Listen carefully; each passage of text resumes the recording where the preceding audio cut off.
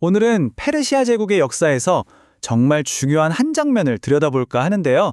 바로 두 왕, 그리고 한 왕조의 운명이 완전히 뒤바뀌는 극적인 이야기입니다. 이건 마사게타이족의 여왕 토미리스가 페르시아 제국을 세운 전설적인 인물이죠. 바로 그 키루스 대왕에게 보낸 아주 신랄한 비난의 메시지였습니다. 아니, 역사상 가장 위대한 정복자로 꼽히는 사람이 어떻게 이런 야만족, 이라 불리던 부족에게 최후를 맞이하게 된 걸까요? 그 답을 따라가다 보면 위대한 리더가 어떻게 무너지는지에 대한 어쩌면 시대를 초월하는 교훈을 발견하게 될 겁니다. 자, 한번 제대로 파고 들어보죠. 자, 이야기의 시작은 이렇습니다.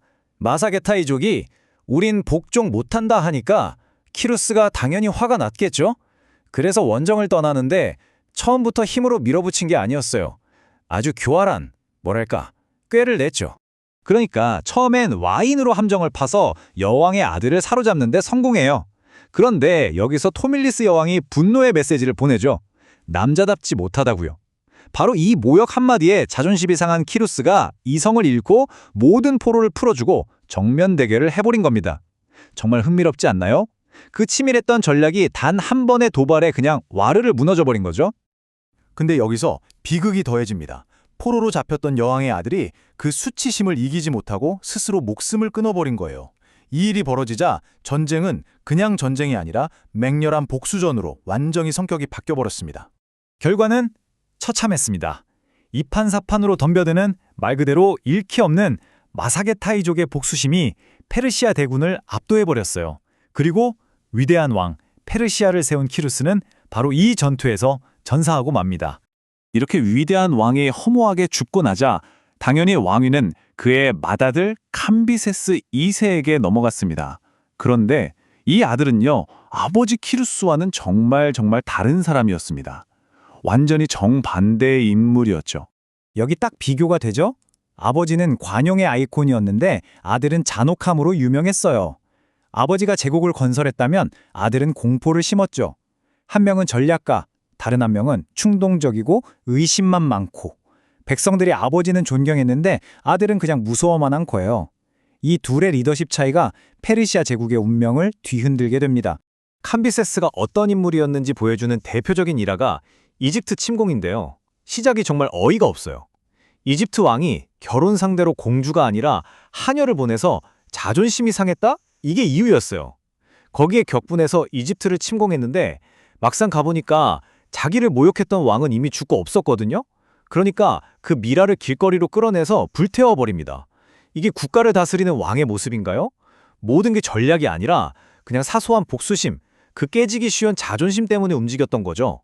그런데 캄비세스의 이 편집증과 잔인함이 적에게만 향했던 게 아니에요. 사실 더 무서운 건 그 칼날이 자신의 가족, 바로 핏줄을 향했다는 겁니다. 어떤 일이 있었냐면요. 에티오피아에서 아주 강력한 활을 선물로 보냈는데 왕인 캄비세스는 이걸 당기질 못했어요. 그런데 동생인 스메르디스는 그걸 아주 가뿐하게 당겨버린 겁니다. 그것도 모든 장군들이 보는 앞에서요.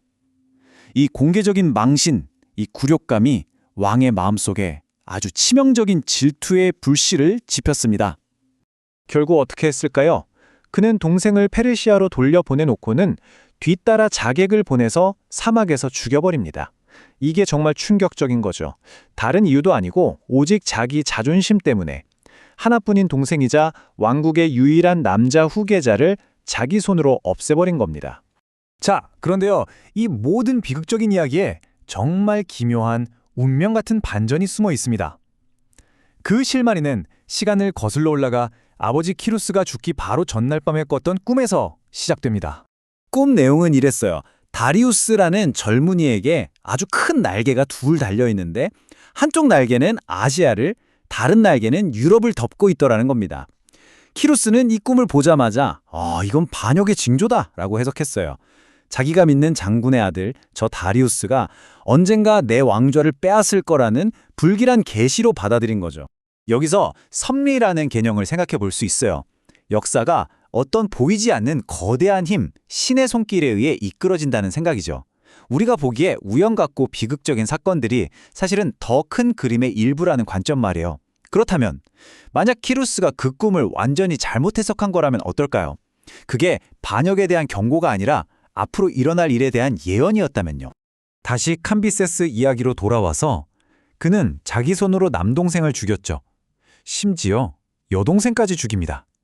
결국 스스로 자기 가문의 대를 끊어버린 거예요. 그런 그의 최후는 어땠을까요? 아버지처럼 잔혹했지만 동시에 정말 어처구니가 없었습니다.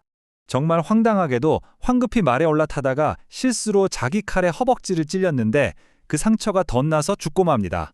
평생을 폭력으로 살았던 사람이 이렇게 어이없는 사고로 죽으면서 위대한 왕 키루스의 직계 혈통은 여기서 완전히 끊어지게 됩니다. 왕의 혈통이 끊겼으니 당연히 권력의 공백이 생겼겠죠? 바로 그 텅 빈 왕자를 향해 걸어 들어온 사람. 네, 바로 키루스의 꿈에 나왔던 그 남자 다리우스였습니다. 결국 꿈은 실현됐습니다.